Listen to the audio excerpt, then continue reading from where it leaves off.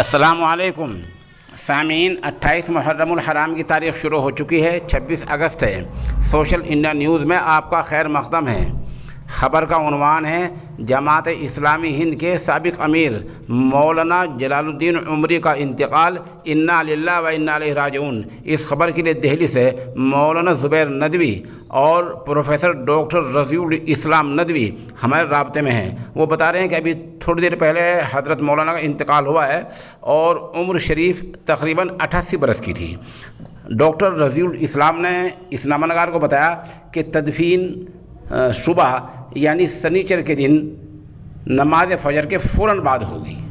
तो 2-3 बातें हो गई। एक तो उम्र 88 साल की थी, हज़रत का इंतकाल हो गया है और तदफीन इंशाअल्लाह सुबह नमाज फ़जर के बाद होगी।